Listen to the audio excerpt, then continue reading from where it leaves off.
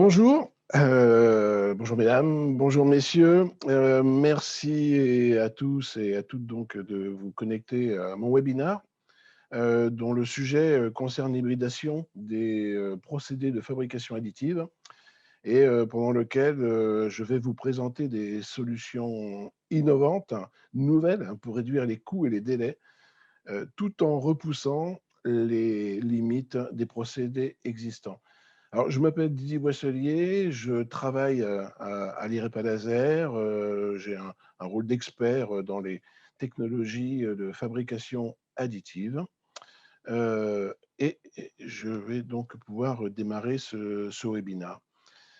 Alors, ma présentation commencera avec une courte introduction à propos de l'IREPA Laser. Ensuite, on va s'intéresser au développement fabrication additive qu'on a pu mener à l'IREPA Laser pendant toutes ces dernières années. Et ensuite, je poursuivrai avec une revue des nombreux procédés de fabrication additive et d'hybridation des procédés de fabrication additive qu'on peut rencontrer aujourd'hui. Et je terminerai avec les bénéfices justement de ces différents procédés au travers de quelques exemples assez démonstratifs et donc avant de conclure ma présentation. Alors tout d'abord, quelques mots sur l'IREPA Laser. L'IREPA Laser est une société de recherche et développement dans le domaine des procédés laser industriels. En fait, on développe des solutions innovantes de traitement des matériaux, de fabrication à l'aide de nos technologies laser. On fait de la R&D en soudage laser, en micro-usinage, en fonctionnalisation des surfaces, en utilisant des lasers très, très spécifiques et évidemment aussi en fabrication additive.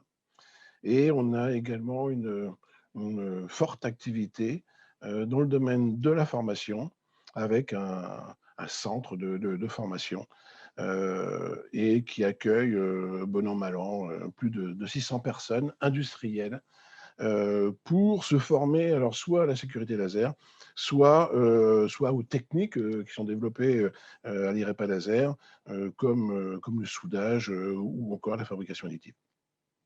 Alors, à l'IREPA Laser, on a une longue expérience dans le domaine du procédé DED. Alors, je vais appeler DED, je prends l'acronyme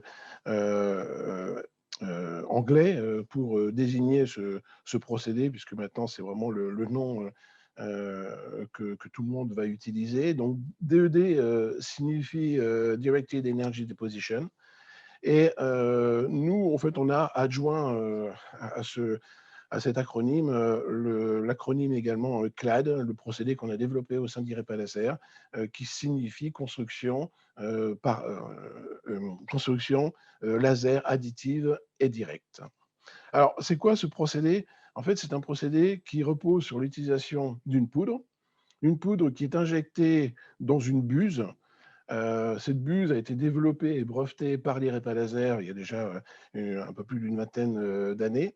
Au départ, c'était une buse de rechargement qu'on a optimisée de façon à pouvoir déposer des cordons et empiler les cordons les uns sur les autres de façon à créer un volume de matière et donc à créer une pièce.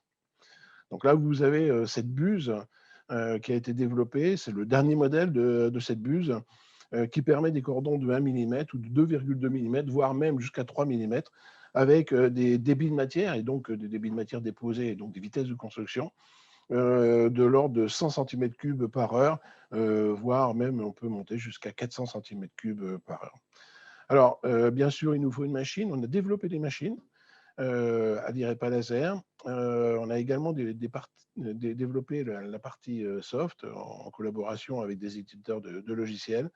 Et tout ça nous a permis, il y a maintenant 9 ans, très exactement, de créer la société BIM qui commercialise cette technologie de DED Cloud. Donc BIM qui a été repris par Adobe il y a 2 ans maintenant. Alors, qu'est-ce qu'on peut faire avec cette technologie l'intérêt de ce genre de technologie DED, eh bien, en fait, repose déjà sur le fait qu'on peut utiliser des poudres métalliques. Et ces poudres métalliques, on les fond donc avec notre faisceau. On va les déposer, on va créer donc par superposition de couches, on va créer des pièces, des volumes. Et premièrement, on va pouvoir réparer des pièces abîmées, des pièces usées, comme la pièce que vous voyez sur cette diapositive et que vous avez ici en vrai. Donc c'est un joint qu'on trouve dans un moteur d'avion. Et les différentes lèvres que vous voyez sur cette pièce, les 10 lèvres, sont usées et il fallait donc les reconstruire pour qu'elles soient identiques à celles d'une pièce neuve. Et donc, on a travaillé avec un réparateur de moteur, Chromalloy, de façon à réparer, à mettre au point le processus de réparation, à le qualifier également. Et donc, on a réparé plus de 1000 pièces comme celle-ci et le réparateur de moteur a acheté 2 machines chez BIM de façon à pouvoir réparer ce type de pièces. Deuxième type d'application, c'est le fait que cette technologie nous permet de rajouter des fonctions sur des pièces existantes. Donc là, vous avez par exemple sur cette diapositive un axe sur lequel on est venu rajouter des aubes, des pales.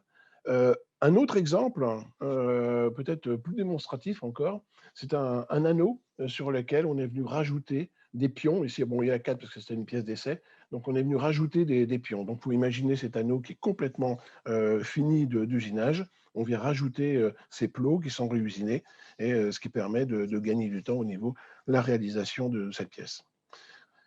Troisième type d'application, c'est la réalisation de pièces fonctionnelles, comme celle-ci. Voilà, c'est une trompe qu'on a réalisée dans le cadre d'un projet qui s'appelait Falafel. Alors cette pièce a pas mal de particularités sur lesquelles je reviendrai tout à l'heure, mais voilà, c'est un excellent exemple d'une pièce qu'on peut réaliser, sachant que uniquement cette partie a été réalisée à l'aide de ce procédé DED-CLAD. Et pour terminer, quatrième type d'application, c'est la réalisation de préformes. Là, c'est déjà un peu plus lourd. Des préformes, donc celle-ci est en titane. On est parti d'un bloc de titane sur lequel on est venu rajouter différents éléments. Et ces différents éléments, en fait, sont usinés par la suite. On s'arrange, évidemment, pour avoir des surépaisseurs les plus minimes possibles, de façon à réduire les temps d'usinage. Mais on voit tout de suite l'intérêt, en fait, c'est de pouvoir gagner de la matière. Plutôt que d'usiner tout dans un bloc, eh bien, on n'a que les surépaisseurs à retirer. Voilà. Alors, donc j'ai présenté le DED, mais on n'a pas que le DED, on a également un deuxième procédé. Deuxième procédé qui s'appelle le PBF. Donc, de nouveau, je prends l'acronyme anglais, pardon, parce que c'est, je pense, l'acronyme qui rentre dans les esprits. Alors, autrefois, on appelait ce procédé le procédé SLM pour Selective Laser Melting. Le nom a été changé parce que SLM est une appellation commerciale. Et aujourd'hui, donc, le nom retenu, c'est PBF pour Powder Bed Fusion. Alors, c'est une technologie qu'on exploite également à l'IREPA laser.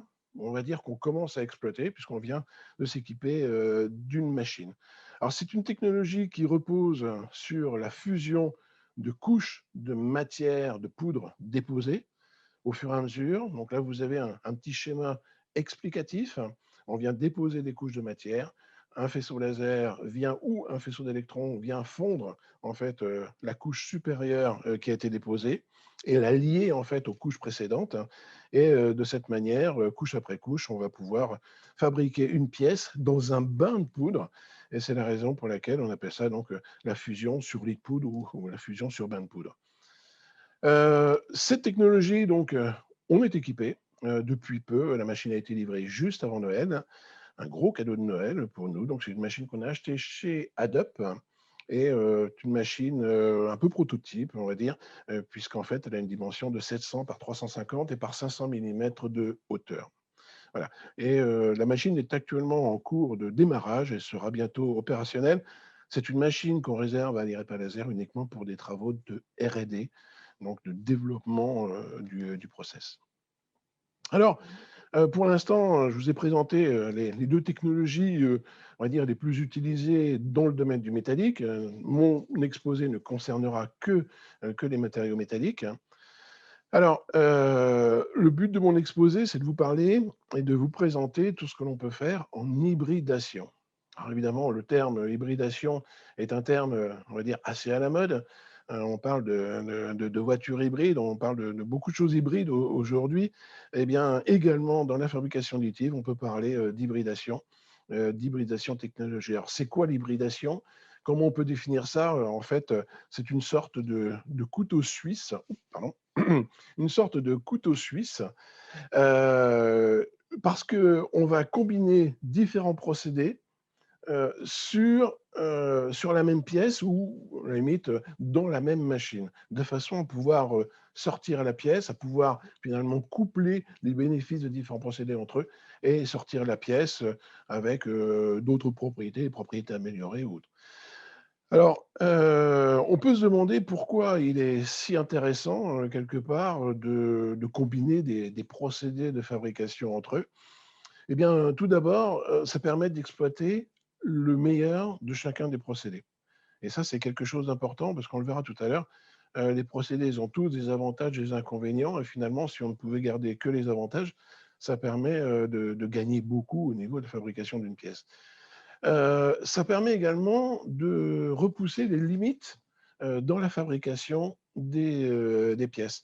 Repousser les limites notamment imposées par les machines, les contraintes dues par exemple à la dimension des machines, ou pourquoi pas aussi les contraintes liées aux matériaux. Et tout ça nous permettra d'obtenir des nouveaux matériaux, des nouvelles solutions, des nouveaux designs, et tout ça euh, en économisant de la matière, en économisant de l'énergie, parce qu'en fait, on va utiliser que la matière nécessaire au bon endroit. Et puis, bien souvent, on va pouvoir réduire également les délais de fabrication. Donc, beaucoup d'avantages, finalement, qu'on va voir dans l'exposé qui suit. Alors, j'ai parlé pour l'instant essentiellement des exemples mêlant les différents procédés dans une même machine, mais on peut aussi associer des procédés pour fabriquer une même pièce. Donc, on sera toujours là, on va jouer sur le volume, volume de la pièce en associant les différents procédés. Alors, pour ça, on va prendre un exemple. C'est cette pièce qui est un composant, qui est un support pour d'autres composants dans le domaine du spatial. C'est monté dans un satellite. C'est une pièce de chez Thales, qui est un démonstrateur dans le cadre d'un projet européen dans lequel nous avons participé, et un projet qui s'appelait AMAZE.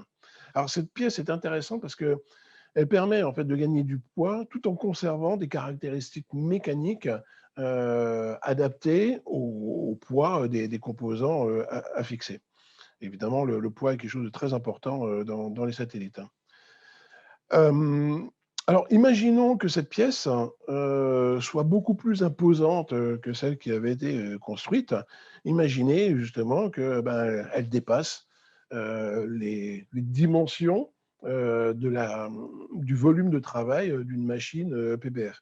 Bon, il faut savoir que cette pièce ne peut être fabriquée qu'en PBF, en fusion sur les poudres, parce que les différents bras que vous voyez qui ont été obtenus par optimisation topologique sont des surfaces quand même assez complexes qu'on ne pourrait pas faire en DED. Donc imaginons que cette pièce dépasse les limites mécaniques de la machine PBF.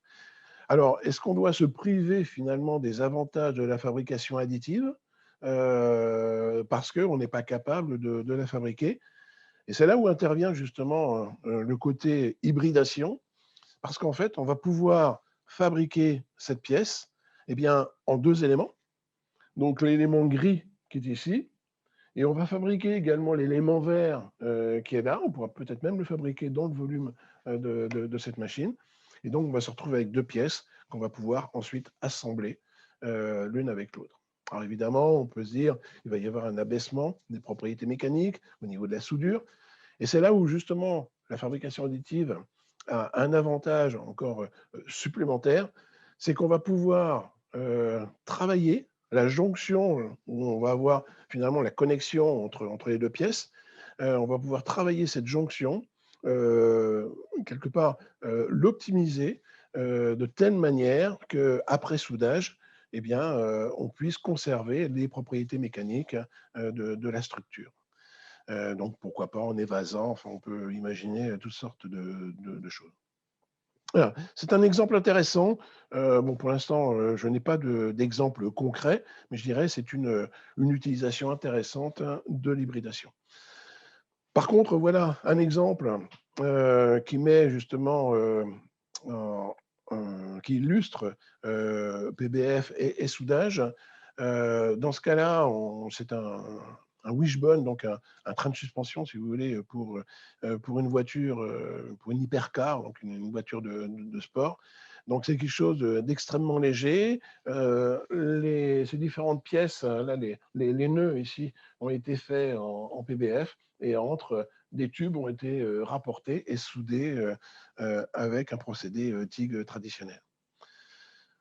De la même manière, mais là on est plus sur de l'exercice de style, de façon à démontrer les capacités de ce genre de procédé. Une étude allemande, des travaux également faits également en Allemagne chez EpiWorks. Donc là, vous avez une structure qui a été faite également en PBF, et tous ces éléments en fait ont été assemblés et soudés ensemble. Donc, on peut se retrouver avec une structure très compliquée grâce à l'assemblage de ces différentes sous-parties. Idem pour le cadre de moto, on voit très bien les différentes soudures. Voilà. Et donc, c'est vraiment des exercices de style, ça permet de démontrer jusqu'où on pourrait aller. Et ça peut permettre de donner des idées, notamment au niveau des bureaux d'études. J'ai encore deux exemples qui mêlent justement des procédés de fabrication traditionnels avec des procédés de type DED dans ce cas-là. Donc, ce sont des pièces forgées. Et ces pièces forgées, on est venu rajouter dessus des, des petites parties de façon à pouvoir renforcer la pièce. Donc, là, vous l'avez sur une bielle. Donc, ce sont les deux cordons qui sont là. Ou vous l'avez sur une pièce ici qui est encore un train de suspension de voiture, où vous avez des surfaces là, qui ont été rajoutées de façon à renforcer la rigidité de la pièce. Donc ça, c'est des choses qui sont intéressantes, peut-être pas vraiment exploitées pour l'instant, mais on pourrait tout à fait imaginer, par exemple, avoir avoir une bielle standard, designée pour des propriétés mécaniques relativement faibles, on va dire standard, et puis pour un moteur qui devra passer davantage de couple, eh bien, on pourrait venir recharger, renforcer localement les propriétés mécaniques de cette pièce. Et tout dernier exemple de forgeage plus DED, donc là, c'est des pièces qui sont faites par la société Otto Fuchs en Allemagne. Et donc, ils sont partis d'une pièce matricée comme celle-ci, et ils viennent rajouter par-dessus des parties en DED. Donc là, gain de matière évidemment à la clé, et la possibilité de partir toujours avec une même en base et de pouvoir fonctionnaliser finalement, rajouter de la matière vraiment là où il faut en fonction du type de pièce, de la géométrie de la pièce attendue. Voilà. Alors, pour l'instant, on a pu le voir, on mêlait différents procédés entre eux. On essayait finalement de tirer le meilleur de chacun, mais pour l'instant, je n'ai pas parlé d'hybridation entre des procédés de fabrication additive entre eux. C'est ce qu'on va voir maintenant. Et pour ça, en fait, je vais m'intéresser un petit peu plus près au procédé DED et vous montrer qu'en fait, on connaît bien le procédé DED, DED clad. Il a ses propres contraintes et ses propres avantages. Donc, les contraintes, elles sont bien connues. On n'a pas trop de limitations au niveau de la taille. On peut rajouter des fonctionnalités sur une pièce existante. On a un grand éventail de poudres. On va vite également au niveau de la construction. Par contre, on ne peut pas faire toutes les géométries. On ne peut pas faire de volume fermé. On est limité en termes de précision. Et puis, on a une maturité industrielle qui n'est peut-être pas encore aussi élevée que c'est, par exemple, du PBF. Alors justement, pour ça, on va comparer avec le PBF Et PBF, ben, finalement, on s'aperçoit, si on regarde bien, que beaucoup d'avantages du DED, finalement, permettent de contrebalancer des limitations du procédé PBF, comme la limitation de taille, comme également le fait qu'on va pouvoir rajouter des fonctions en DED, chose qu'on peut très difficilement faire en PBF. On a des vitesses de construction également qui sont très élevées en DED et qui sont évidemment beaucoup plus limitées en PBF. Par contre, si on se place du côté du PBF, on peut faire des géométries complexes qu'on ne va pas pouvoir faire avec le DED. Et on a également des précisions qui seront largement supérieures à celles du DED. Donc finalement, quand on regarde ça, on s'aperçoit que, eh bien, il y a un gros intérêt finalement à coupler ces procédés entre eux de façon à pouvoir fabriquer d'une meilleure manière les différentes pièces. Premier exemple qui permet d'illustrer ça, eh bien, je vais revenir sur la trompe que je vous ai présentée auparavant. En fait, cette pièce est une pièce trop difficile à faire en DED parce que on a cette partie-là, on a un tube qui rentre à l'intérieur et donc on se retrouve avec deux tubes coaxiaux. Donc cette partie-là, on ne pourra pas la faire en DED parce qu'elle est trop complexe. Par contre, la pièce est très grande, et encore, il y avait d'autres modèles encore plus grands, et cette pièce ne passe pas ou difficilement sur une machine TBF. Du coup, l'idée, ça a été de coupler les procédés, de fabriquer la partie complexe en PBF et de rajouter la partie DED par-dessus, donc la partie, on va dire, grande taille en DED. C'est ce que l'on voit donc sur ma petite animation. Là. On est venu rajouter la partie bleue avec le procédé DED. Vous avez quelques chiffres qui sont donnés là. 3 heures à peu près pour faire la partie. Donc c'est une partie qui est relativement fine puisqu'elle ne fait que 0,8 mm d'épaisseur. On a fait également les différentes attaches par-dessus. Et ça, c'était à comparer aux 35 heures de mémoire pour fabriquer le PBF. Donc voilà, on a fait une association de ces deux procédés permettant finalement de repousser un peu les limites des différents procédés et donc de sortir une pièce complètement terminée. Deuxième exemple, et là celui-là il va être un petit peu plus fouillé, où on a mené une étude sur une pièce relativement simple, comme vous pouvez le voir ici, donc c'est une pièce de révolution. Cette pièce, justement, va nous permettre de montrer un peu les avantages de la combinaison des procédés. En fait, d'après mon dernier exemple, on voyait qu'on était surtout sur une histoire de taille. On va dépasser la taille, les limitations imposées par le procédé PBF ou la complexité de la pièce qu'on ne peut pas faire en DED.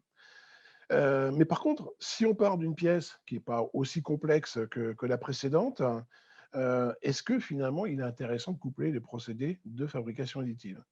Est-ce qu'il y a d'autres critères de sélection nous permettant finalement de valider l'hybridation des procédés? Est-ce qu'au niveau des coûts, des délais de fabrication, etc., il peut y avoir un intérêt? Et c'est ce qu'on va justement essayer de démontrer au travers de cette petite étude. Alors, une chose importante à voir, c'est qu'on est sur un diamètre de 240. Donc, finalement, cette pièce peut rentrer dans une machine relativement standard du marché, une machine PBF, mais on est vraiment un peu aux limites de ce genre de machine. On a étudié 5 cas, 5 configurations de réalisation de cette pièce. Tout d'abord, la fonderie, l'usinage dans la masse, le PBF, fusion sur lit de poudre, toute seule, le PBF plus le DED clad, ou alors le DED clad seul et avec un usinage évidemment par derrière. Alors, je tiens à remercier également tous nos partenaires qui sont en dessous ici, qui nous ont aidés il y a quelques temps pour réaliser cette étude. Alors, premièrement, usinage dans la masse.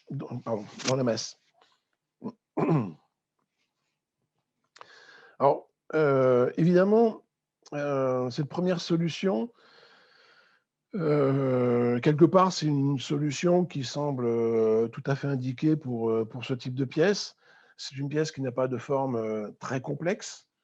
Donc, il suffit de partir avec un bloc et puis d'usiner complètement cette masse. Par contre, là où on est un peu contraint, c'est que ben, on est obligé de partir avec un gros bloc métallique capable de contenir toute la pièce. Et ça fait un bloc métallique de 105 kg en Inconel 718.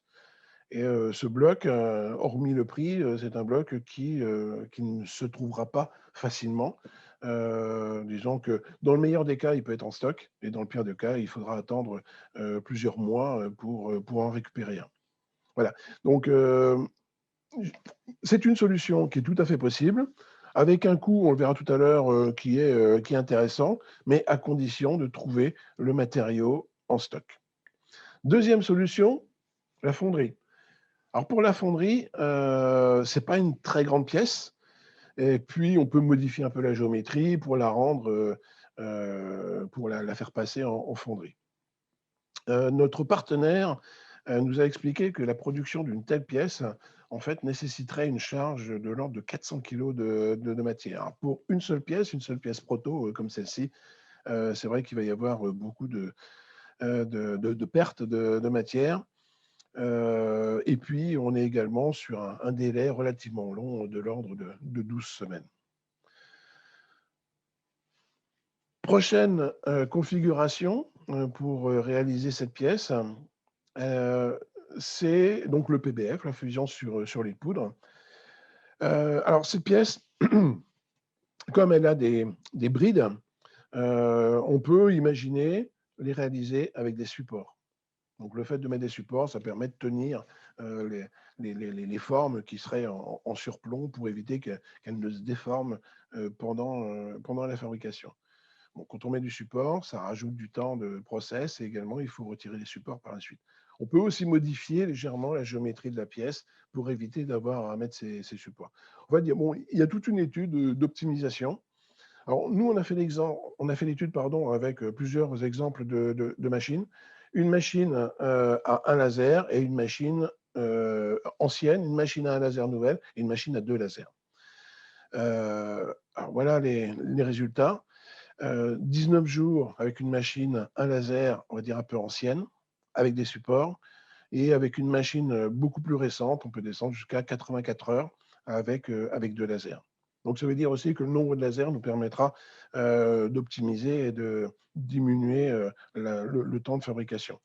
Alors ça, c'est intéressant, surtout qu'on a un constructeur allemand qui vient de sortir une machine avec 12 lasers, donc on peut imaginer qu'on ira beaucoup, beaucoup plus vite ou qu'on pourra peut-être me fabriquer plusieurs pièces en même temps dans le même bain. Troisième solution, c'est toute la pièce en DED, en DED clad. Alors, évidemment, pour ça, la pièce a été modifiée, c'est-à-dire plutôt que d'avoir toutes, on va dire, ces ruptures de géométrie, on a fait une pièce beaucoup plus simple, sachant que de toute façon, tout ça, ça partira en usinage par la suite. Et puis, on va faire donc une fabrication en 2 étapes. Une première étape où on vient fabriquer l'ébauche et une deuxième étape où on vient fabriquer les brides, donc en tournant la pièce. Donc, en termes de temps, on est sur une trentaine d'heures sur l'ébauche, là, avec 3 litres de matière à déposer. Et ensuite, on est sur un temps de l'ordre de 4 heures pour sortir les 2 brides et un peu moins d'un demi-litre de matière. Dernière solution, eh bien, ça va être la solution hybride. Alors, dans ce cas, on va partir d'un cylindre PBF, réalisé de façon traditionnelle, comme on l'avait vu avant, par contre, sans les brides. Et on va rajouter uniquement les brides à l'aide de la technologie DED-CLAD. Sachant que la technologie DED-CLAD, les brides, ce n'est que 4 heures. Et en plus, de cette manière, on n'a pas besoin d'utiliser de support, on n'a pas besoin non plus de trop modifier la géométrie de la pièce.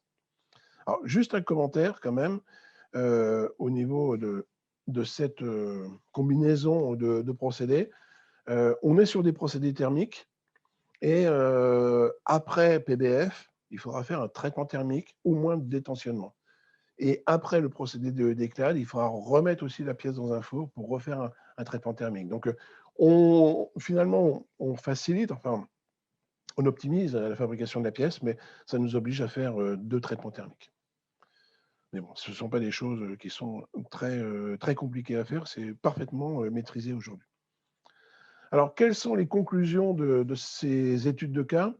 En fait, j'ai comparé les différents procédés sur le tableau que vous voyez là. Donc, on va trouver le procédé PBF, procédé CLAD, hein, en termes de temps de fabrication. On va trouver également le coût et le temps également. Le coût de la fabrication. On va trouver le temps et le coût de l'étape pendant laquelle on va retirer les différents supports. On va trouver ensuite les coûts et les temps de réalisation pour l'outillage et pour l'usinage. Et à la fin, on aura le temps global, donc le délai de livraison et le coût final. Alors, clairement, si on arrive à trouver un bloc d'Inconel directement en stock et que la pièce n'a pas de géométrie complexe, l'usinage est la meilleure solution pour les coûts de livraison. On sera quand même sur un coût relativement faible. Mais par contre, si on doit commander le bloc, si le bloc n'est pas en stock, les coûts vont exploser et le délai de livraison aussi. Alors ensuite, la fonderie. La fonderie, c'est quelque chose qui est très intéressant. Par contre, avec des délais de livraison qui vont être relativement longs, et puis au moins dans ce cas-là, avec une perte de matière, comme je l'ai expliqué juste avant. Alors, si on veut fabriquer plus d'une pièce, il est clair que la fonderie sera largement le meilleur procédé pour le faire. La meilleure solution, avec un bon équilibre entre le coût, le délai de livraison et puis peut-être aussi le gain matière, eh bien, ça va être le procédé hybride. Avec un temps de livraison relativement court, de 8 jours. 17 jours, là, c'est avec une machine PBF d'ancienne génération. Et puis un coût, on va dire, relativement moyen, modéré, si on compare aux autres procédés de fabrication additive. Le délai le plus court, on va l'obtenir avec le DE-Déclade, où on va fabriquer complètement la pièce en DE-Déclade. Donc là, on n'aura qu'un seul procédé finalement à gérer, plus l'usinage par derrière. Bon, là, on n'est plus en hybride, hein, bien sûr. Le sujet était quand même l'hybride pour montrer quelque part qu'on arrive à bien se positionner par rapport au procédé traditionnel. On a refait l'exercice également avec une pièce un peu plus grande, de 340 mm de diamètre. Donc, on dépasse les dimensions standards d'une machine PBF du marché. Et on peut observer que des coûts beaucoup plus importants si on fait toute la pièce en PBF, parce que là, on va avoir en fait ces brides qui sont de gros diamètres, et donc là, il va falloir à un moment ou à un autre des supports. On ne pourra pas tenir la pièce, donc ça va rajouter énormément en termes de temps. On passe de 84 heures à 172 heures avec une machine de génération assez récente et équipée de 2 lasers. Et du coup, là, on voit tout de suite qu'on va creuser les écarts en hybride, parce que finalement, on sera pratiquement sur le même coût que précédemment, et sur un délai de livraison quasiment identique. Donc là, on voit tout de suite l'intérêt. Donc sur une pièce, on va dire petite, l'hybride ne sera peut-être pas la meilleure solution, mais dès que la pièce va commencer à grossir, eh bien, on voit que l'hybride devient vraiment une solution très, très intéressante. Et en termes de délai de livraison, DE-Déclade sera le plus rapide.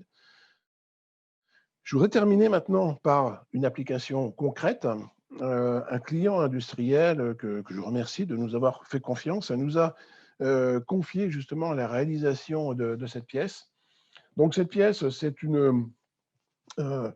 C'est une pièce donc cylindrique, hein, avec une chambre que vous pouvez voir là et des sortes de tuyères sur le côté et des tubes sur le côté qui permettent d'alimenter cette chambre.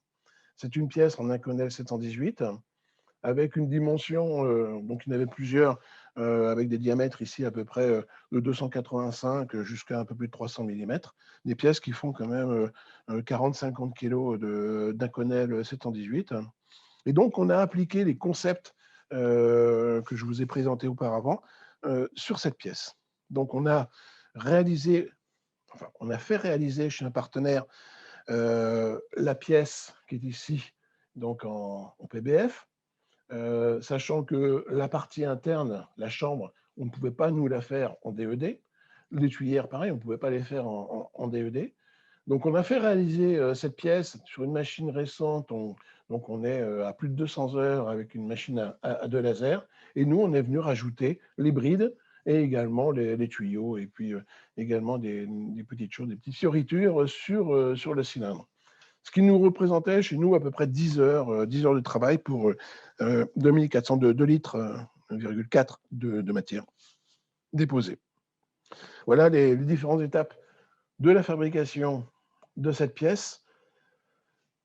La pièce sortie donc de fusion sur lit de poudre, un traitement thermique, la pièce montée sur notre machine Magic sur laquelle donc on est venu rapporter les deux brides et puis également les espèces de bouts de tuyaux sur le côté.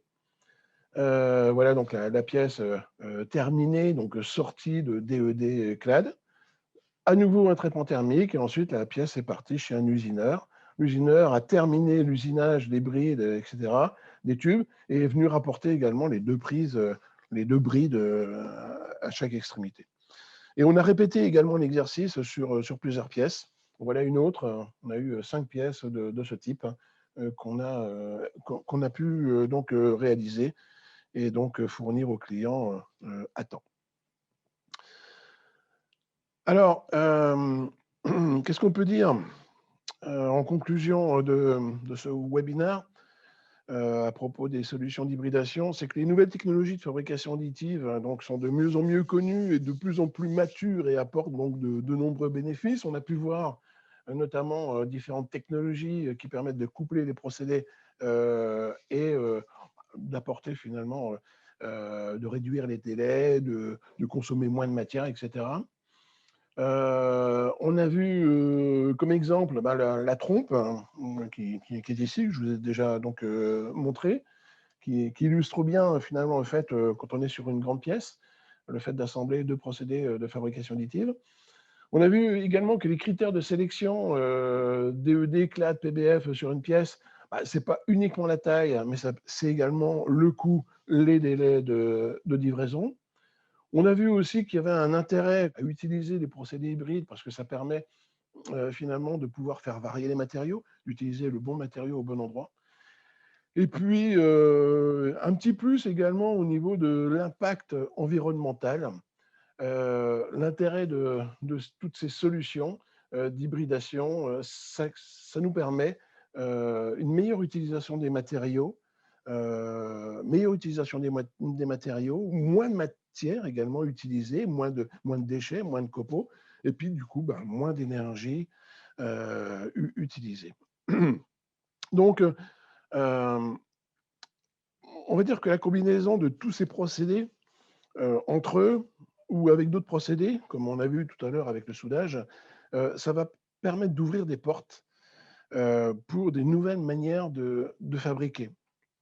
Et évidemment, il va être intéressant, même très important, de les prendre en compte dès le bureau d'études. Mais par contre, aujourd'hui, c'est vrai que toutes ces possibilités ne sont pas encore parfaitement connues.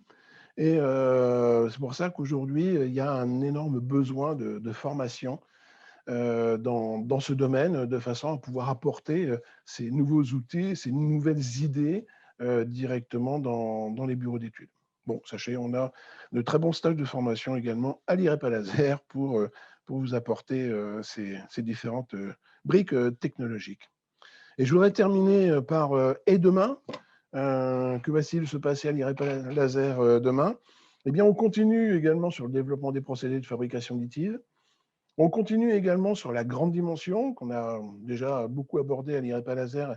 Et donc là, on est en cours de nouveaux développements avec une nouvelle machine, comme vous pouvez le voir là, une nouvelle cellule dans le cadre d'un projet qui s'appelle PAMPROD avec plusieurs partenaires.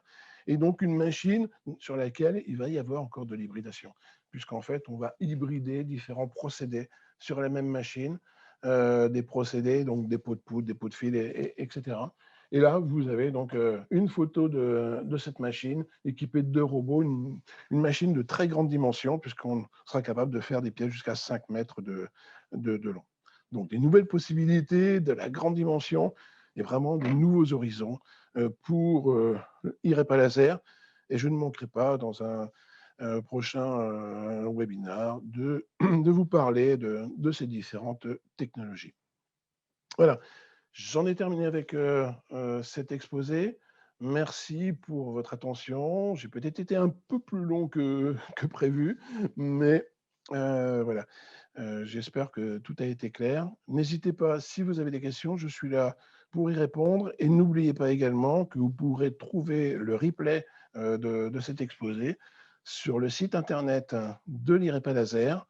Et vous devez vous inscrire et vous avez un lien ensuite qui vous envoie sur le replay.